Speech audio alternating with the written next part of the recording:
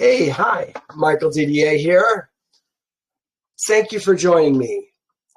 Last week we talked about Israel. Let me turn to this last chapter. That was number 21 of Numbers. We started down in Israel, just below where we had been camping, and we fought with the king of Arad. And then we came up kind of a secret way, Yehovah. We came up through there and then fought with Sihon, king of the Amorites, beat him. Remember, he had taken the land from Moab. It was just like 5 or 6 years before. I think that's so interesting. I think Yehovah wanted us to have that land, but he didn't want us to fight with the Moabites. So I think he put it in Sihon's heart to take it from the Moabites, drive them south, and then have us fight him. Anyway, we took it back. So we got the land. And then we fought with Og, king of Bashan, and did the same thing. We're starting our chapter this week with these words. It says, and Israel's seed moved and camped in the plains of Moab on the side of the Jordan across from Jericho. This is where this chapter starts. And before I do this, I decided this week that we're going to go through Yasher because I don't like how Torah covers this portion. I think we get a lot more light, useful light, in Yasher than we do here in this chapter of Torah. It's talking about the ass that Balaam had and whether he should go with them or not go with them. They use this word with back and forth. You'll see. I want to go through Yasher first and have you listen to what that has to say, because I think it's a lot more pertinent to the material that we're going to cover and who Balaam is and his relationship with Yehovah and his relationship with Balak, the king of Moab. So let's start reading kind of where we left off last time. That was 2 or 3 weeks ago. Maybe 2 weeks ago is all. The last verse that we had read was after we had taken, it said 2 verses. It said, and Israel's seed took the land of the 2 kings of the Amorites, 60 cities, which are on the other side of the Jordan, from the brook of Arnon to Mount Hermon.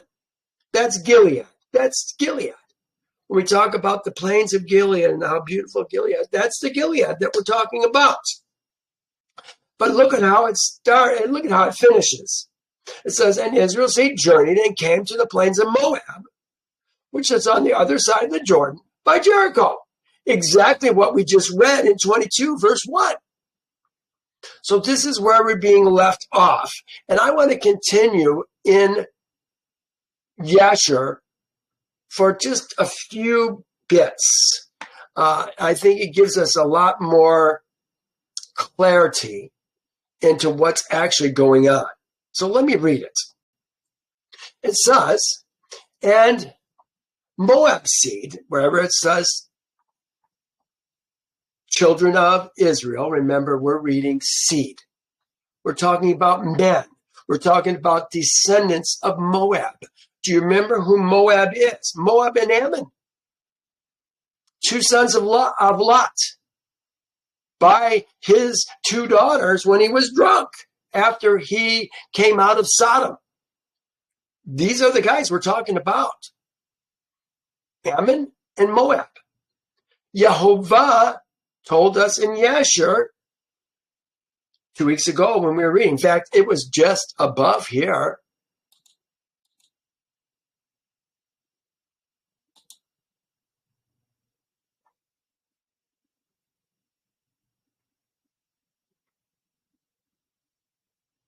See if I can find it. No, I'm not finding it right offhand.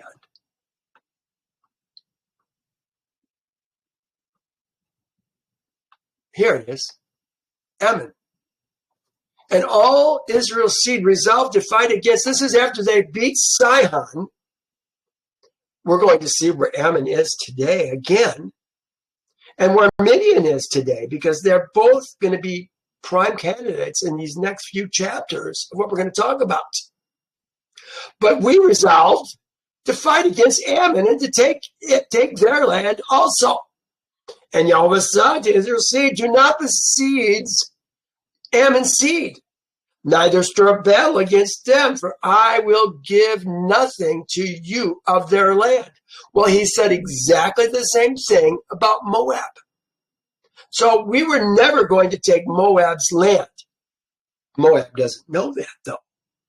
So here's where we're at now. Let's go back to where we were going to start. Here we are.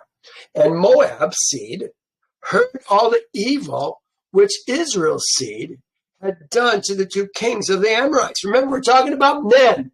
B'nai Israel. This is B'nai Moab. That's why I say Moab's seed, Midian's seed. We're going to see this over and over and over again. We've got to understand we're not talking about ladies.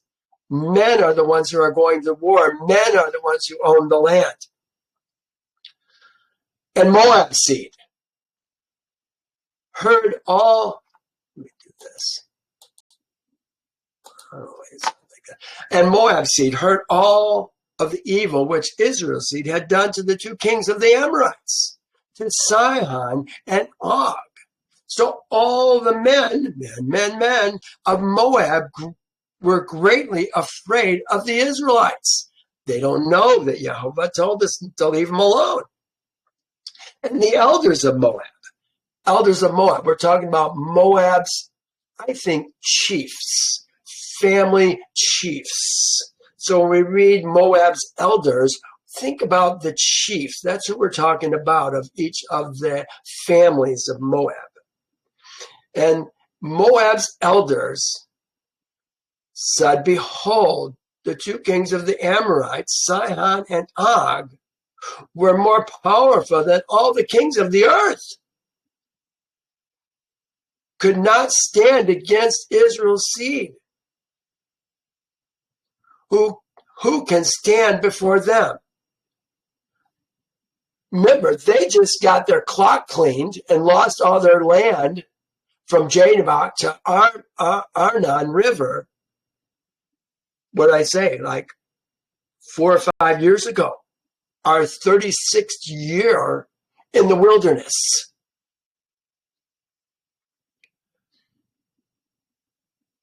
Now they're afraid. If they couldn't beat the Amorites, how are they going to beat us? You can see the fear. Surely they sent us a message before now to pass through their land. Remember, they did that 2 weeks ago. They wanted to pass through our land on the King's Highway. They wouldn't let us do it. So now they're remembering this. Surely they sent us a message before now to pass through our land on their way, and we would not suffer them. Now they will turn upon us with heavy swords and destroy us. And Moab was distressed on account of Israel's seed, and they were greatly afraid of them. And they counseled together what was to be done with Israel's seed. And Moab's elders resolved and took one of their men, Balak, the son of Zippor, Balak ben Zippor, the Moabites, and made him king over them at that time. And Balak was a very wise man. So in Torah, Numbers 22, the verses that we're going to talk to next, they already have Balak as the king. But he wasn't the king just yet. And the elders of Moab rose and sent to the elders of Midian. Now, this is outrageous. If you understand the blood that is going on between the elders of Moab and the elders of Midian, I should just say between Midian and Moab, there's bad blood. Let me, here it's going to explain it a little bit, but not not very clearly. And Moab's elders rose up and talked to Midian's elders to make peace with them.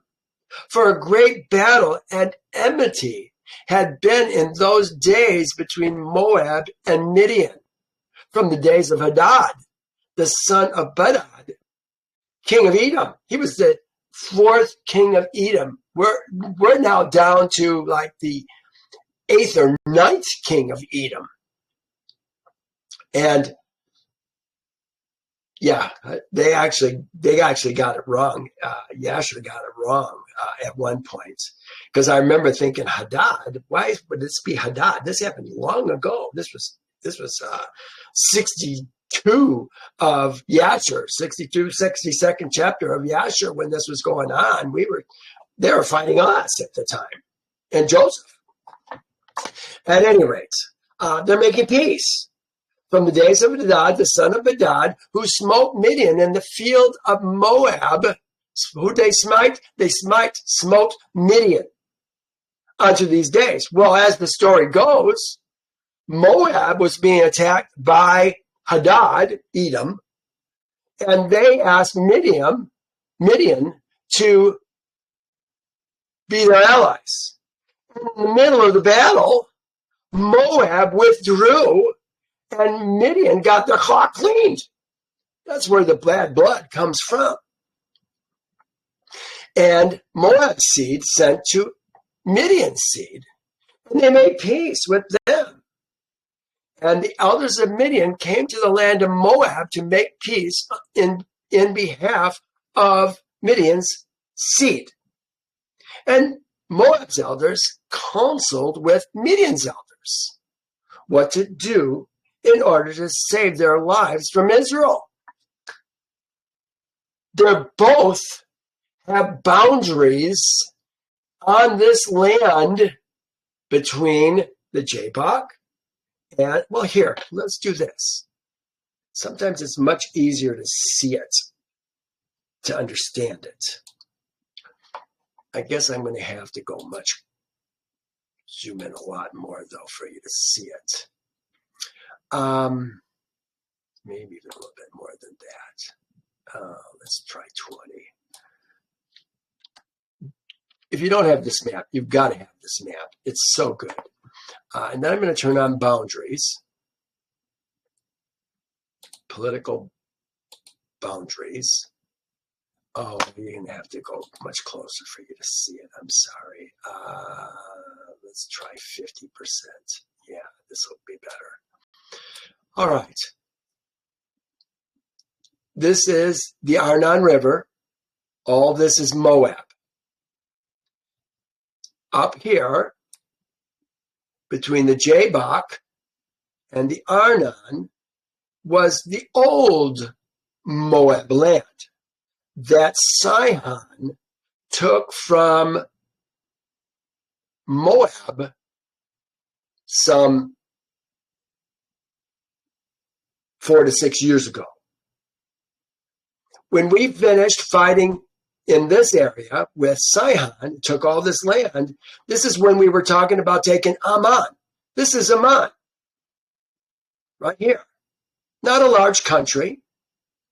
And before, Yehovah told us not to, and then we went and we took Og, king of Bashan. We took all this land, right in through here, all the way up to Mount Hermon, which is right here.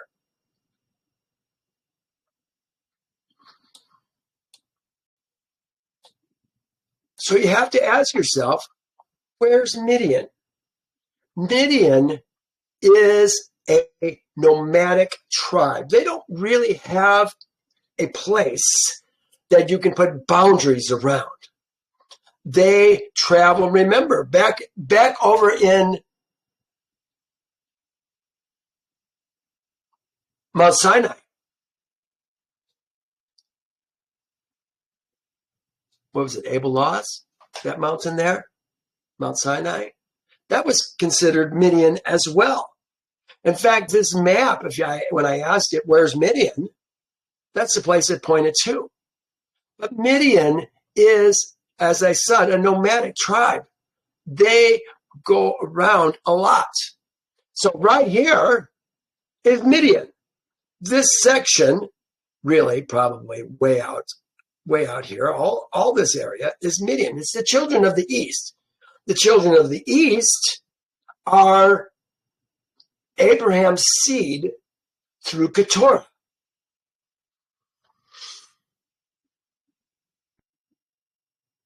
Let me show you that, because I think this is, we have to get these understandings. Genesis, I believe it's 25. Yes, here it is. It says, Abraham took a woman, and her name was Keturah. She was part of the servants of Abraham. She's a concubine. And she bore 1, 2, 3, there's Midian right there, 3, 4, 5, 6 sons. Yeah, 6 sons, it looks like.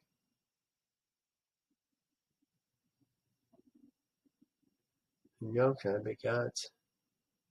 Hold it, where's Yoktan? I thought it was more like almost a dozen sons, but maybe I'm wrong. Because we're talking about, there's Dedan.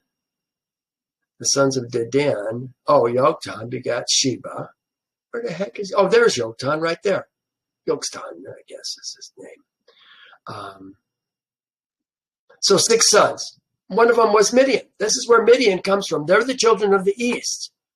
So in a sense, they're kind of mixed up together, but we're dealing with Midian currently. Let me go back to where I was. Yeah, okay. And we'll get rid of the boundaries on this now that you see where Midian is. See, we're going to have, Balaam couldn't curse us. Yehovah wasn't going to allow Balaam to curse us. But I think that before Balaam left, he gave them some idea on how to undermine us by encouraging us to eat things sacrificed to idols and committing immorality. That's what's going to be happening in 23, 24, especially 25 of this book. We're actually going to go to war with Midian. Yehovah didn't tell us not to fight with the Midianites. We're going to go to war with them, even though Moab was doing exactly the same thing that the Midianites were doing to us. Well, that's a story yet to come. Let me continue with where we are. Let me turn this off, the boundaries, and we'll go back to where we were.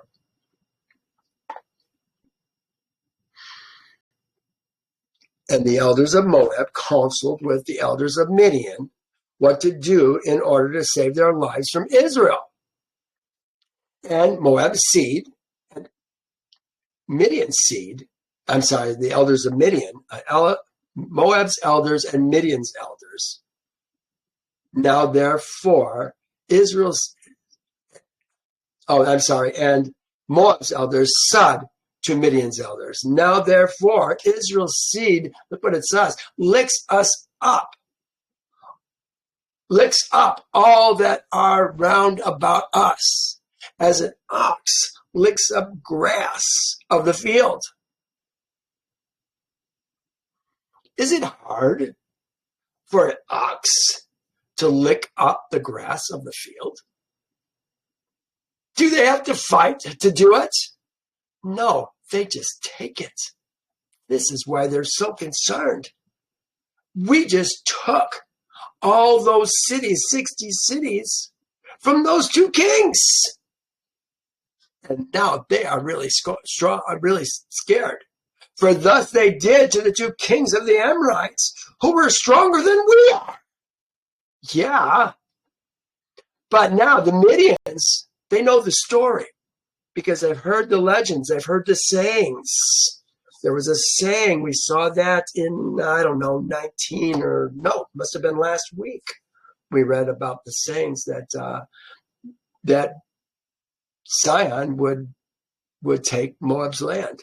So here we are, elders of Midian said to Moab, we have heard at the time when Sihon, king of the Amorites, fought against you, when he prevailed over you and took your land, he had sent to Beor, Ben-Janis, and to Balaam his son from Mesopotamia. And they came and cursed you. Therefore did the hand of Sihon prevail over you, that he took your land. Now, background information. Remember, we have a bunch of Beors. Well, we have 2 Beors. Here they are. Dating back to when the first Beor, he was Beor the elder, I guess you could call him. He was Beor the Assyrian. I thought, oh, yes, I remember him being Beor the Assyrian. But he went to the king of Africa. That's why it says Beor of Dinhabah. He's not from Dinhabah. He's from Syria. But he came to the king of Africa in Dinhabah. And it was his son, Balaam, the elder, who was in Egypt and counseled Pharaoh about what to do with Israel's seed, make them work, and all these different things. Then there's Janes. Janes and Jambres, his sons, they were the magicians who fought with Moses. He put his stick down, they put their stick down, did the same things. After a while, they couldn't do the same things. Moses beat them. Yehovah beat them. The Janes had Beor. And Beor was the one who moved back to Pethor, the original town of his great grandfather,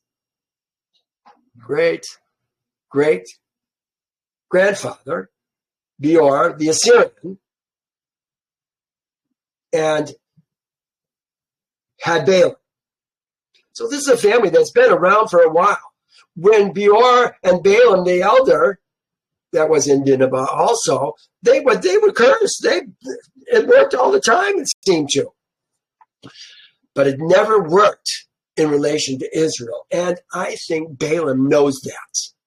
He knows his family line. Let's talk about where they have to go, because I think this is important to us also. I want to go back to my map. I hope you're following along with what I'm showing you here. I'm going to go to 5% because I want you to see this right here. This is Carchemish. We're going to see today in the Torah, one of my notes there, something that Easton said about where the town is at that they're going to, Pethor, where Pethor is at. Last week, I suggested that it was down in this area, but I found that it was just a few miles south of Carchemish on the Euphrates River, which makes total sense because this is more Assyrian territory.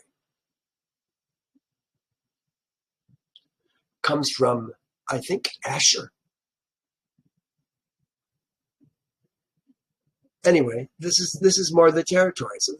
So when they're going to send for Balaam, this is about a 350-mile trip as the crow flies. They're going to go through the Hamath gate here and follow the valley. Remember, we saw that earlier on.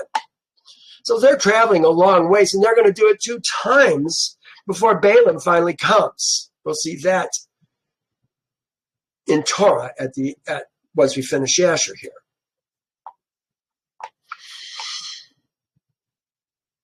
Balaam, his son, from Mesopotamia. And they came and cursed you. So he's still talking about what Sihon did. This is Midian talking to Moab's elders. Therefore did the hand of Sihon prevail over you, that he took your land. They figured that's why you lost, because you got cursed by Balaam and Peor. Now Balaam's only going to come this time. Now I think that Peor's gone. His dad is gone at this point.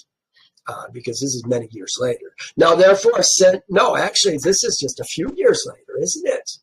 But Beor is not even mentioned. Isn't that weird? We're only talking 7, 8, 6 years, 4 years between the first cursing and what they're doing right now to get Balaam to come back.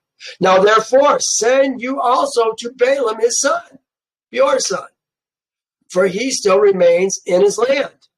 Maybe Beor did die. And give him hire that he may come and curse all the people of whom you are afraid. So Moab's elders heard this thing, and it pleased them to send to Balaam ben Beor. So Balak ben Zippor, king of Moab, sent messengers to Balaam, saying, Behold, there is a people come out from Egypt. Behold, they cover the face of the earth, and they abide over against me. They're my next door neighbors, and they're Midian's next door neighbors also. Now therefore come and curse this people for me, for they are too mighty for me. Peradventure I shall prevail to fight against them and drive them out. For I heard that he whom thou blessest is blessed, and whom thou cursest is cursed. So the messengers of Balak went to Balaam and brought Balaam to curse the people to fight against Moab. Brought Balaam to curse the people to fight against Moab. He wants to curse Israel. And Balak came to Balak to curse Israel. Did he? That's what Balak thinks that he came for. It says, and Balaam came to Balak to curse Israel. And Yehovah said to Balaam, curse not this people, for it is blessed. And Balak urged Balaam each day to curse Israel. But Balaam hearkened not to Balak on account of Yehovah's words, which he had spoken to Balaam. And when Balak saw that Balaam would not accede to his wish, he rose up and went home. And Balaam also returned to his land, and he went from there to Midian. This is significant, I think, because I think that Balaam is going to tell Midian's elders how to potentially undermine Israel. It's going to totally backfire on them. But a lot of Israelites are going to die as a result of it. So we're going to stop here, and we're going to go to today's chapter.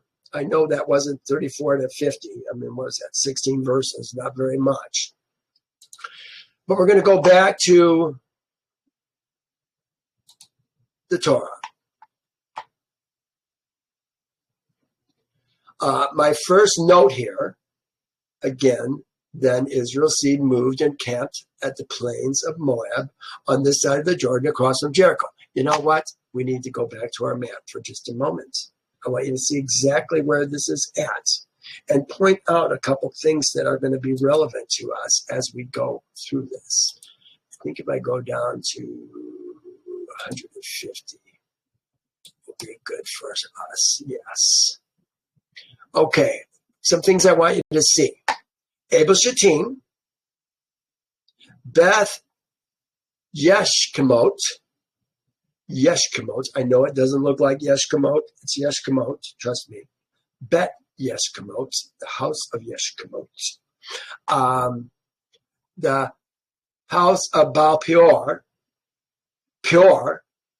Heshbon is where the seat of Sihon was when he had taken the land of Moab. We've got Pisgah, Nebo, and this mountain right here, Kiryatayim.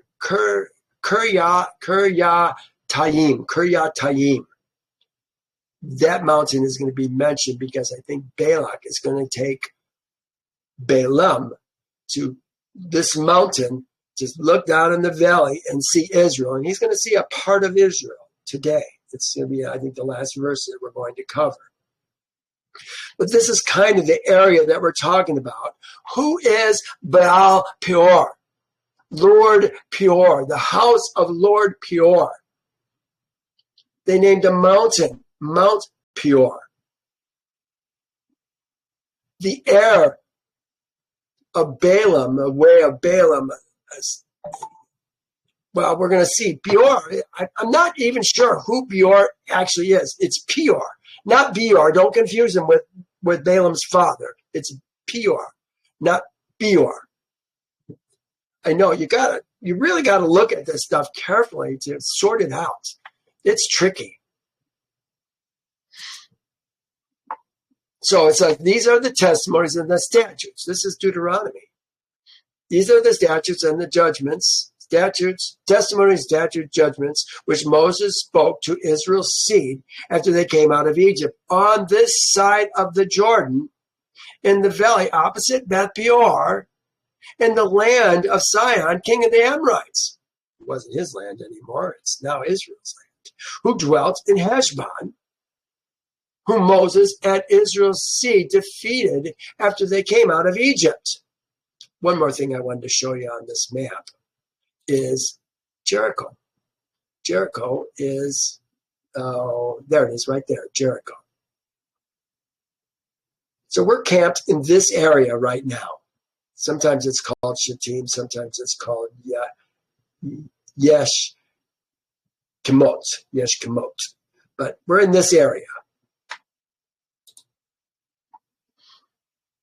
Verse 2.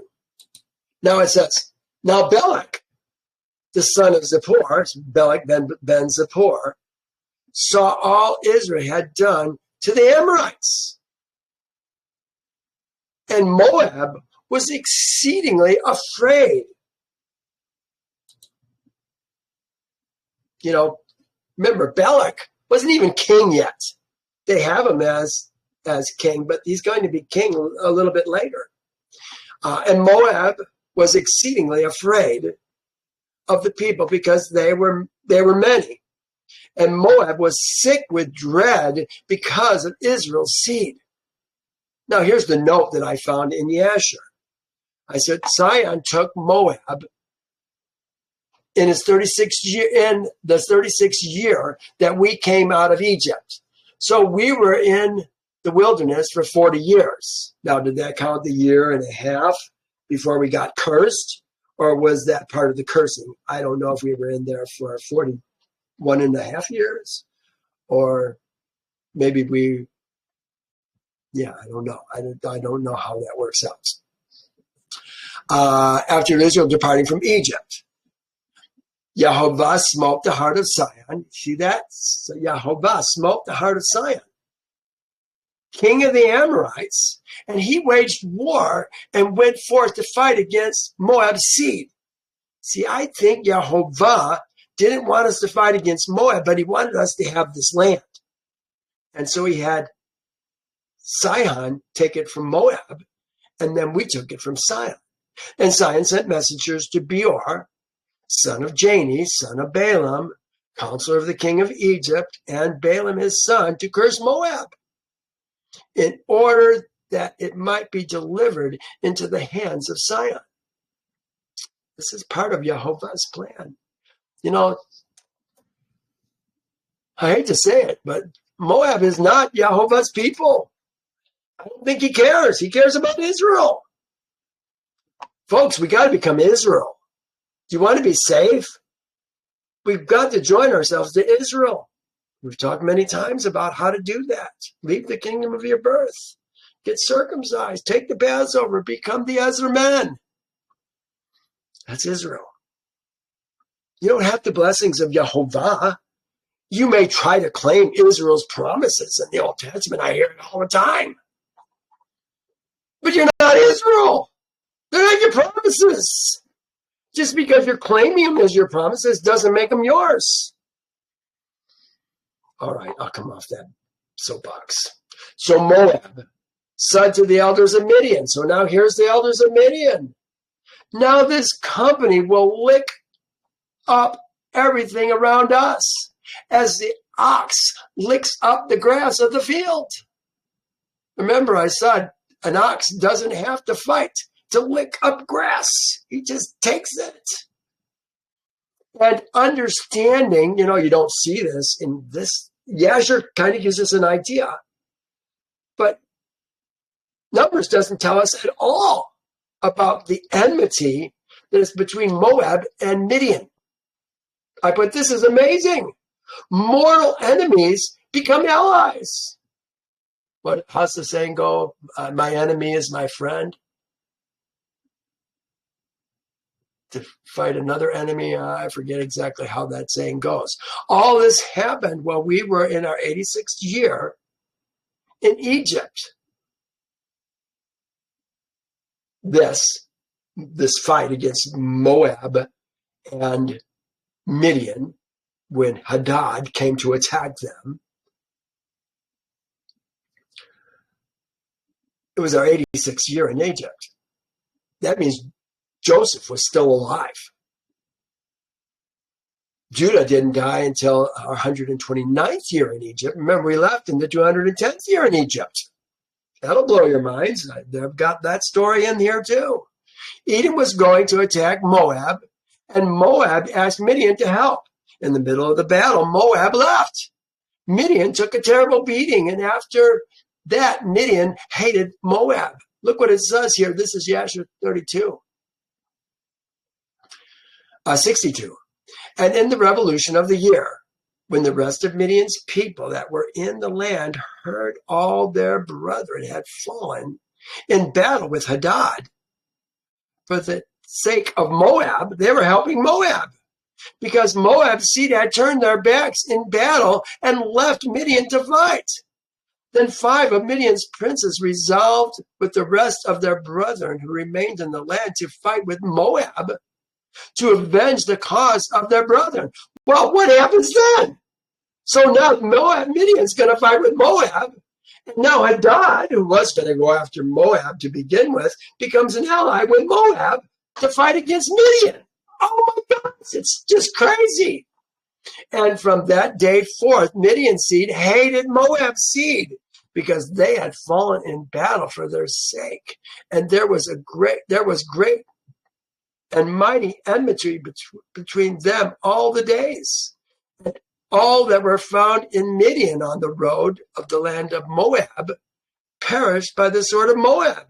And all that were found of Moab in the road in the land of Midian perished by the sword of Midian. Thus did Midian and Moab do thus did Midian to Moab, and Moab unto Midian all the days. Yeah, they're mortal enemies. So now, because of this common enemy that they're both terrified of, because they saw what they did to these two kings, they're terrified. What are we going to do? Then he sent messengers to Balaam.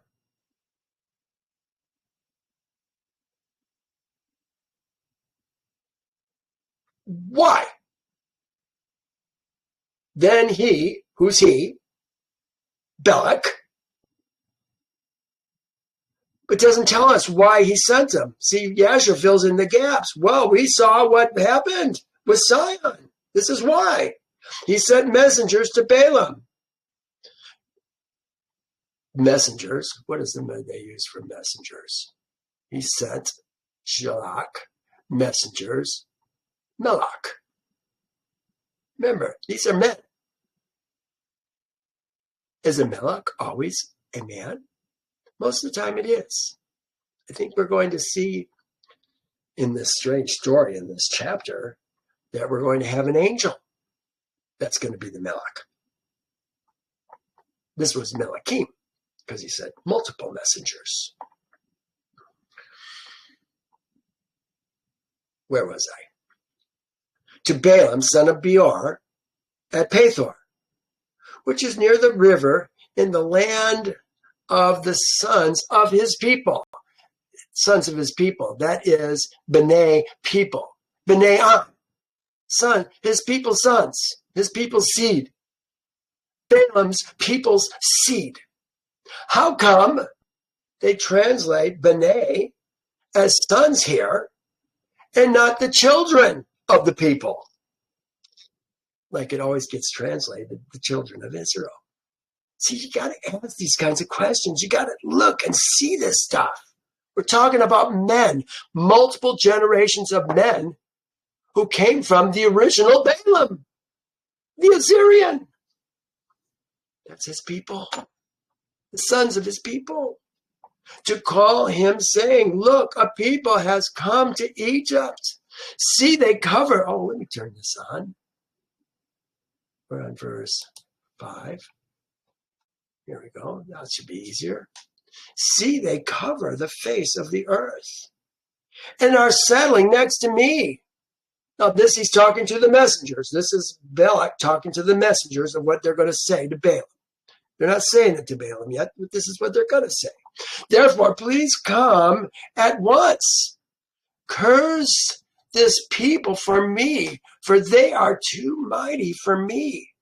Perhaps I shall be able to defeat them and drive them out of the land. Look what he says. For I know that he whom thou blesses is blessed,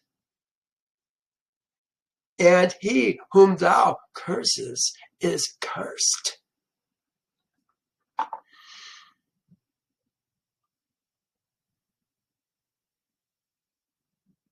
Let me tell you a little bit about Balaam. But this Balaam, who comes from Mesopotamia, is a Gentile. He's not related to Israel at all. His Elohim seems to be Yehovah. And he both knows and uses his name. He uses the name of Yehovah. But like the Christians, the Messianics, and those who follow Judaism, he has failed to come out and be separate to Yehovah, the first commandment. I am Yehovah who brought thee out of the land of Egypt. To be thy Elohim, you shall have no other Elohim but me. Failed to separate. He worships, lives falsely or perversely. He has no problem eating pork, eating filet, or not, clam chowder, those kinds of things. They have no problem. He lives falsely or pervertedly. But we will see that when he sees Israel, he wants to be like Israel. Oh, I found a note that I wanted to share with you. It was 23. I can get to it. I know where it is. Let's go to 23.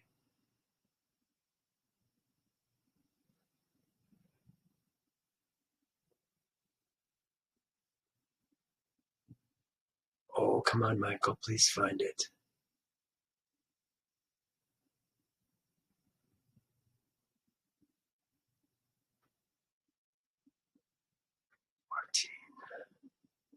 Oh.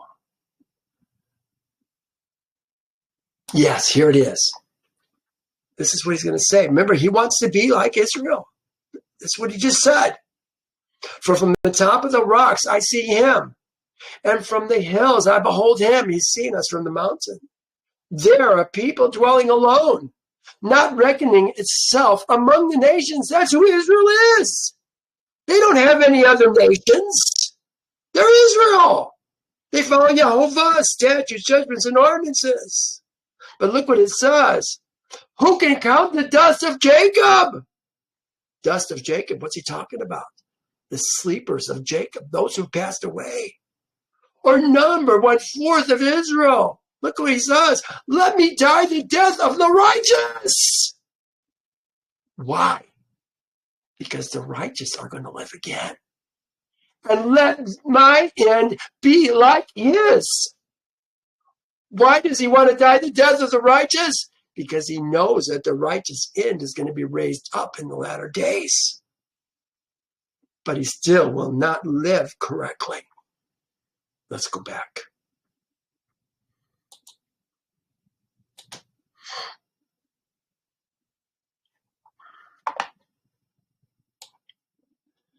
I put Balaam sent messengers to Beor and his son Balaam at the suggestion of the Midian's elders. Now, he didn't send it to Beor. He just sent it to Balaam. And the elders of Midian,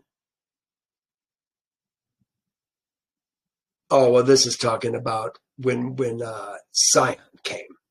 So I guess maybe that's right. Let me go back, undo that, edit, undo, get my note back together the way it was. Yeah, I don't want to go there.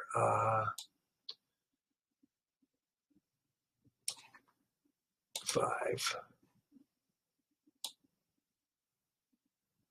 Oh, here's what I wanted us to see. Pethor.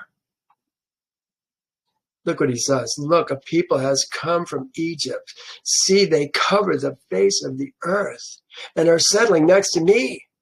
I put soon Israel is again going to come out of Egypt and cover the face of the earth. This is going to happen in the latter days. Remember what Ezekiel talks about. What has been done will be done again. What has been said will be said again. Kind of that whole idea. But here's Pethor. This is a note from Easton Dictionary. And Pethor means soothsayer. A town in Mesopotamia, the home of Balaam, located on a river, site unknown. But here is, here's Ether. This is Brown Charles Riggs' definition. This is Easton here. It says interpretation of dreams. He says soothsayer. He says Pethor means interpretation of dreams. Identified as Pitru on the west bank of the Euphrates, a few miles south of the Hittite capital of Carchemish. There's Carchemish. So that helped me to find out where we're actually talking about, if Pitru is actually the city that Pethor is from. Going on. So we talked about, for I know.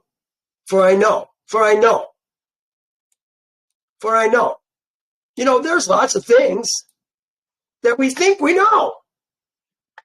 He says, for I know that he whom you bless is blessed. He whom you curse is cursed. How many things in our life do we think we know that just ain't so? You have no idea. I call those things false images. Probably the chief false image that I could point to right now, biblically speaking, is this business about the golden calf of the modern age that have turned people from Yehovah's ways and kingdom to some ways of their own, false, perverted ways, just like the ways of Balaam. Perverted ways. They do what's right in their own eyes.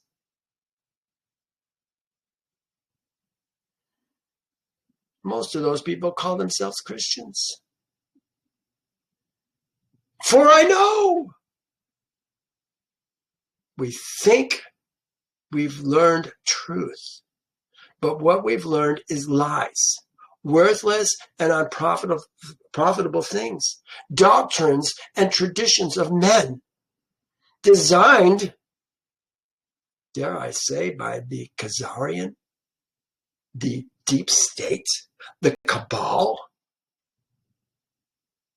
Zionism, to turn us away from Yehovah's eternal and unchanging ways. Even NASA's involved in it. Oh my gosh, wait till the truth comes out. You're going to, mark my words. Most people are going to say, is there anything that I know for sure that is true? That's what's coming in our future very shortly. We just need to wake up. People are asleep. So now it says, so the elders of Moab and the elders of Midian departed with the diviner's fee in their hands, and they came to Balaam and spoke to him the words of Balak. All those were the words of Balak just now that we were reading. They cover the face of the earth. I know that you can bless them. Diviner's fee. Nehemiah Gordon says it's devices of division. I don't think that's, here's what I think. I think it's the rewards of divination. It's this word here, kasem, which means divination, but this is a plural on this that they're using. And I think that is basically the rewards, the money that they brought to him to get him to come to them. Here's kasem. This is the definition, probably word study. Yeah, it is. A masculine noun meaning divination. This word was described as a cultic practice of foreign nations that was prohibited by Israel. Here's Deuteronomy. Last verse I had highlighted here. You can only read the last word. It says, "For these nations which you will dispossess, listen to soothsayers and diviners." Diviners, that's the word we're talking about right here, kasem. "But as for you, Yehovah, your Elohim, has not appointed such for you." No, he hasn't. Verse 8. "And he said to them, lodge here tonight." This is Balaam replying back to them. "Lodge here tonight, and I will bring back you word to you as Yehovah speaks to me." So the princes of Moab stayed with Balaam. So I have to wonder that Balaam is going to sleep tonight, hoping for a dream from Yehovah. Now, Yehovah speaks to prophets, men, kings sometimes, through dreams. But it seems to me that prophets most oftentimes, Yehovah's prophets, oftentimes have visions. It's kind of a down and dirty thing. Pharaoh and the master of where was it that Abraham went the second time? That he tried to take Sarah again in the Canaanite town. I forget where it was, but that king had dreams too. Pharaoh had dreams. Balaam is going to have dreams and visions. So where does that place him as far as Yehovah is concerned?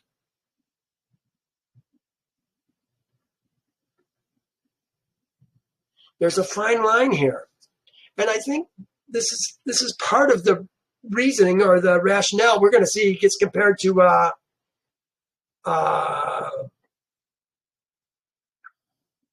who was the man? Korah, Dathan, and Abiram. He's going to be compared to Korah. That Korah, part of Israel, but trying to usurp the authority of Israel. Is he part of Yehovah, but trying to take away the authority of Yehovah? I don't know. Something's wrong with this picture, and that's why it's called the way of Balaam, the era of Balaam. Maybe Yehovah will speak to me tonight. Then Elohim came to Balaam. He did. And said, "Who are these men with you?" Like he doesn't know. So Balaam said to, look what it says, They put God. But the word is Elohim. Balaam spoke to the Elohim. Isn't that interesting? Balak, the son of Zippor, Balak ben Zippor, king of Moab, has sent to me, saying, look, a people come out of Egypt. They cover the face of the earth. Come now, curse them for me. Perhaps I shall be able to overpower them and drive them out. But look what Yehovah now says. And Yehovah and Elohim, this is El, and El said to Balaam, you shall not go out. No, maybe that was Elohim. You shall not go, said to Balaam, you shall not go with them. Don't go with them. The operating word, I think, is with. This is the word im, with. Don't go with them. You shall not curse the people, for they are blessed. Israel is blessed. You can't curse Israel. Now, some verses that came to mind that I pulled out. It says, this is Yehovah talking to, must be Abraham. I will bless those who bless you. I will curse. This is right when Abraham's just getting started. I will bless them that bless you. I will curse him who curses you. And in you all the families of the earth shall be blessed. Here's Jacob. Let people serve you, and nations bow down to you. Remember, Jacob's going to be Israel. Be master over your brethren, and let your mother's sons bow down to you. Talking about his brothers. Cursed be everyone who curses you, and blessed be those who bless you. Here's Numbers 24:9. We haven't got to it yet, but here's what it says. He bows down. He lays down like a lion. This is Israel. And as a lion, who will rouse him? Blessed is he who blesses you, and cursed is he who curses you. Now, next week, we're going to read this. Elohim is not an Ish. Hear that, folks? Elohim is not an Ish. Elohim is spirit. He's known as Spirit Elohim. The very first chapter of Genesis talks about Spirit Elohim hovering over the face of the earth. Elohim is not an Ish, that he should lie. This is Balaam speaking, nor a son of Adam, that he should repent. Has he said, and he will not do? Remember what Yehovah says. Yehovah does. This is why we swear in Yehovah's name. Or has he spoken and he will not make it good? No, he's going to make it good. Behold, I have received a command to bless.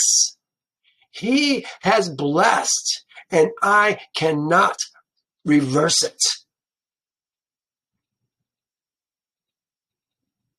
Balaam knows.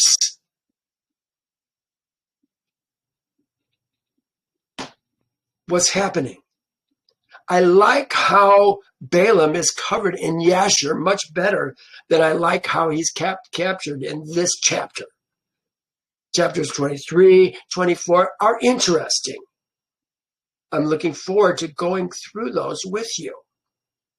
But this chapter I find extremely frustrating, especially as it relates to this daggone with word and the ass that Balaam's going to ride. To me,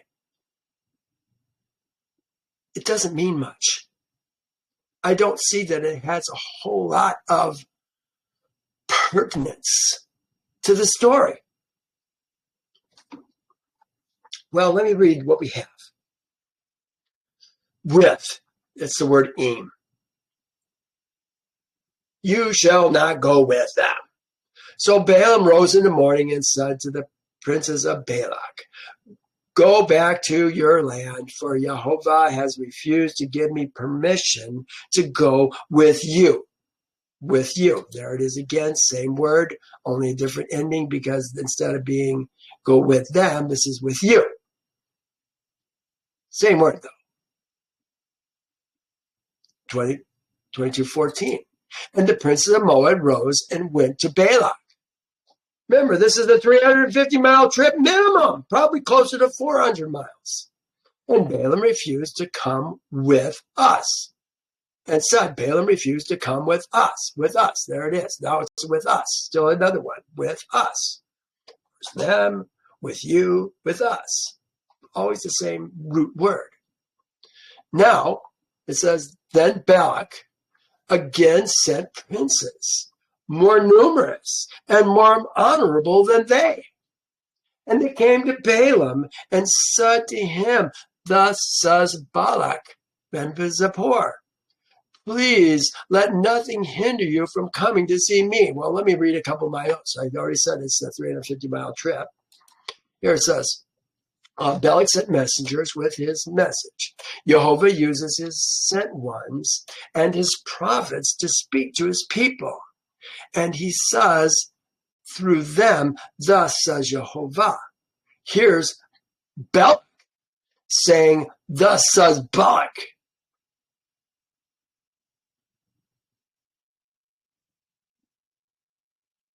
In a sense.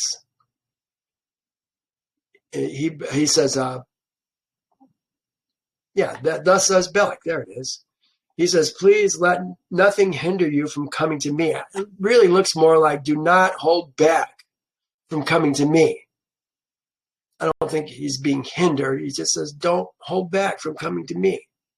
He doesn't understand that Yehovah told him, no, you're not going to do it. But now look what happens. For I will certainly honor you greatly, and I will do whatever you say. Therefore, please come, curse this people for me. Then Balak answered and said to the servants of Balak, though Balak were to give me a house full of silver and gold, I could not go beyond the word. Look what he says. The word of Yehovah, my Elohim. Oh my goodness. Here it is. Yehovah, my Elohim. My Elohim. He calls Yehovah by name and calls him his Elohim to do less or more. Now, therefore, please, you also stay here tonight, that I may know more, know what more Yehovah says to me. He's using Yehovah's name again. And Elohim came to Balaam at night. Again, I think it's a dream. And said to him, if the men come to call you, rise and go with them. What? Rise and go with them? You just told them not to go with them. But only the word which I speak to you, that you shall do. So now it seems that Yehovah told him to go with them, right? Uses the same word, im.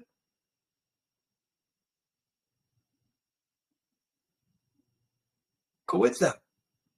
With them. So Balaam rose in the morning, saddled his donkey. Oh, this is interesting. I found out a donkey or a jackass is a male. So when we talk about a donkey, we're talking about a male.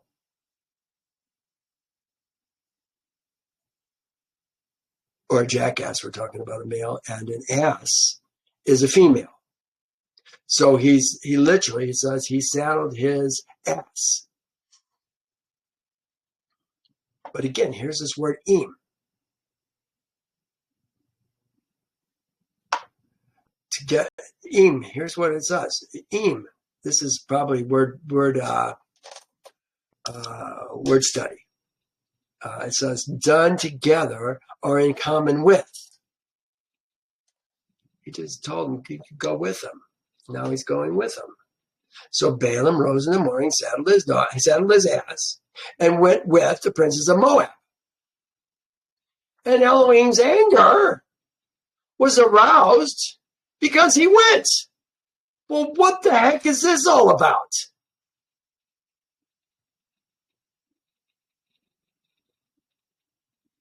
And Yehovah's angel, they translated messenger. It's Yehovah's messenger. It's Melech. Again, usually it's a man. This looks like it may be a spiritual entity. We would call it an angel.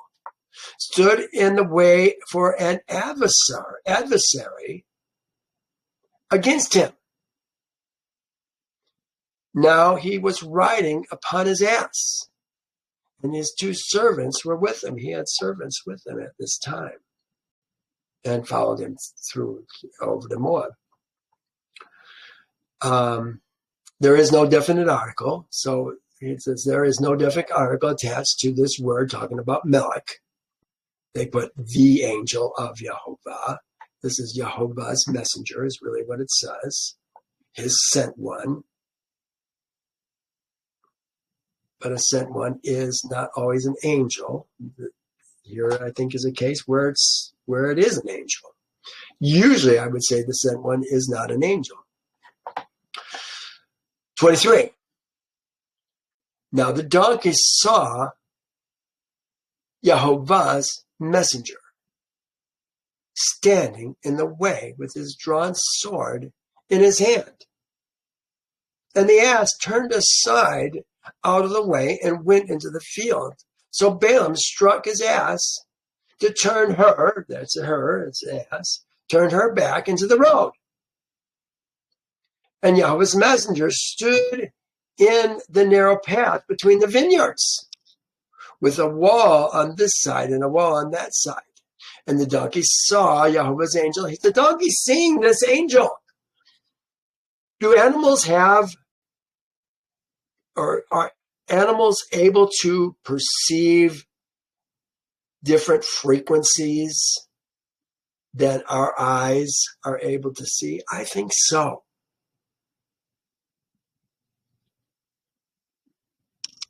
She pushed herself against the wall and crushed Balaam's foot against the wall. So he struck her again. Then Yehovah's angel went further and stood in a narrow place where there was no way to turn either to the right or to the left. And the ass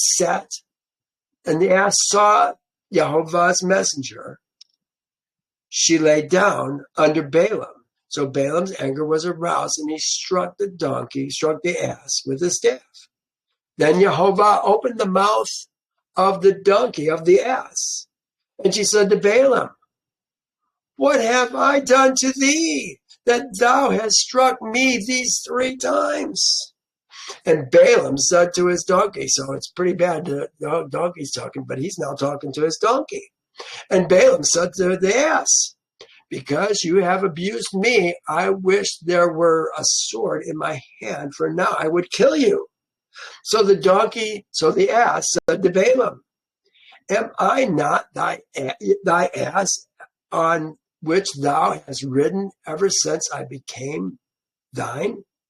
To this day, was I ever disposed to do this to thee?" And he said, "No." Then Yehovah opened Balaam's eyes. So now Balaam is going to see this messenger, and he saw Yehovah's messenger standing in the way with his drawn sword in his hand. And he bowed down his head and fell flat on his face. And Yehovah's angel said to him, "Why have you struck your ass these 3 times? Behold, I come out to stand against thee, because thy way is perverse before me." Well, there it is. His way is perverse. He doesn't have righteous ways. Remember, he said, "I wish I was like the righteous. I could have the death of the righteous." And the ass saw me and turned aside from thee these 3 times. if she had not turned aside from me, this is still the angel speaking, surely I would have killed thee by now and let her live. Well, this is news to Balaam. Yehovah just told him he could go. As long as he doesn't curse Israel, that he blesses Israel, speaks Yehovah's words. And Balaam said to Yehovah's messenger, I've sinned. I could almost see that as a question. I have sinned. For I did not know you stood in the way against me. Now, therefore, if it displeases you, I'll turn back. Well, he's willing to do what Yehovah says. He didn't go with him the first time. Yehovah don't know, but then Yehovah told him, you go. It's weird. Does anybody else have a problem with this? I certainly do. Well, then it says, let me see what my note says here. 34. Oh, this is just a couple different. If evil is in your eyes, I will turn back.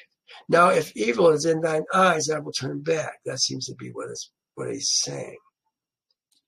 And Yehovah's messenger said to Balaam, go with the men. There it is. Go with the men. There it is. Aim again. Go with the men. But only the word that I speak to thee, that you shall speak. So Balaam went with the princes of Balak. They used the same word both times, im. Yeah. What's the purpose of this story? I'm sorry, I don't see it. Could you go? I'm thinking about maybe some bank robbers hijack your car, and one sits in the back seat while they rob the bank, and they come out and they say, drive, and you drive away.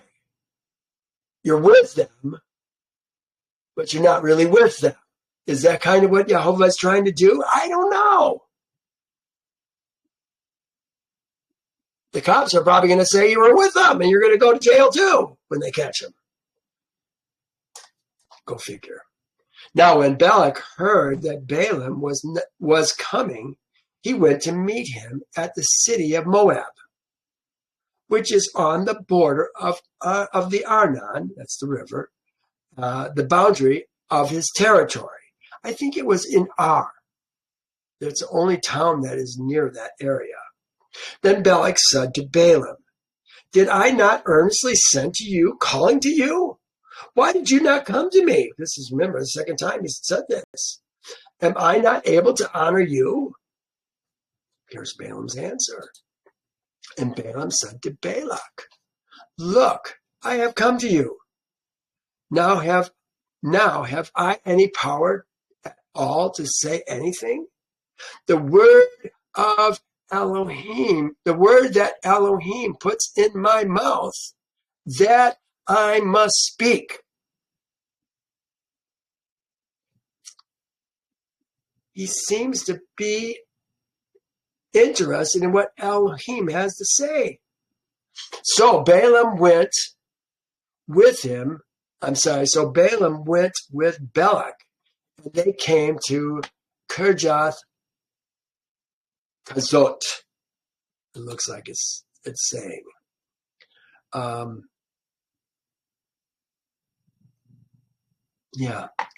Here it says, a Moabite city, which some identify as Kiryatayim. Kiryatayim. Let's look at that word right there. Look at my map here. Kiryatayim. Right here. Kiryatayim. This is up in the mountains. It seems like maybe this is where he might be going. Some people suggest that he's going down here to Le Avarim. Le Avarim. I remember we talked about that. It kind of sounded like a ruined city. I don't know. But yeah, here's Kiryatayim. Maybe that's where he's taking him.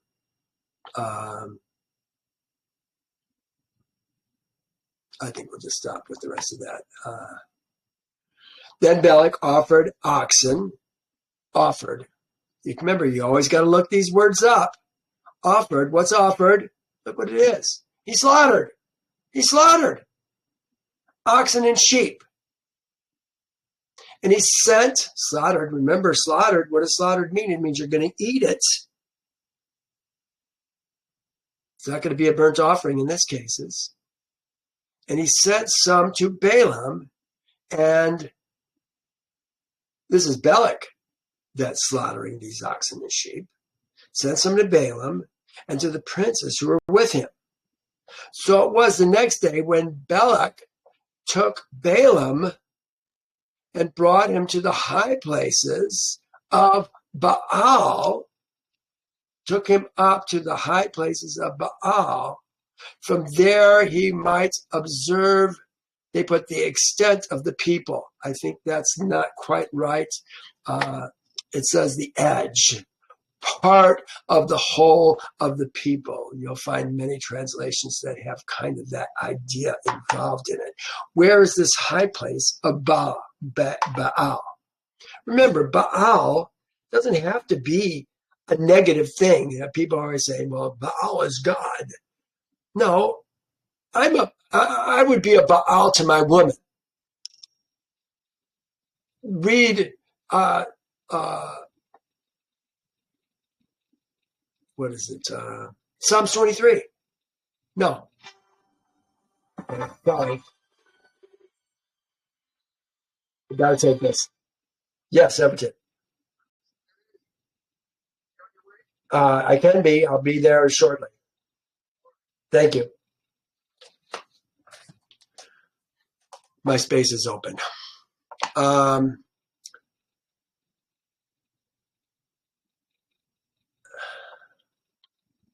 High places. We're talking about Baal. Proverbs 31 was what I was trying to say. Talking about a woman, the woman of worth.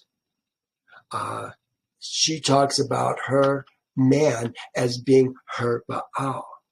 Yehovah in, I want to say 51 of Psalms, it says that as a man Baal's a woman, as a young man, as a Bekor, Baal's virgin.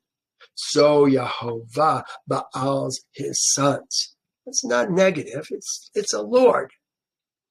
Now, this may be, remember we saw last week somewhere, I don't know if it was Yasher or if it was in Torah, they talked about Kamash. That might be the god of Kamash. He might be the Baal that they're talking about. Now, high places of the Baal. Let's go back to our map. Here it is. Here is Baal, Beth Baal, Peor, the house of Baal Peor. Peor is Mount Peor. Here it talks about Bamoth,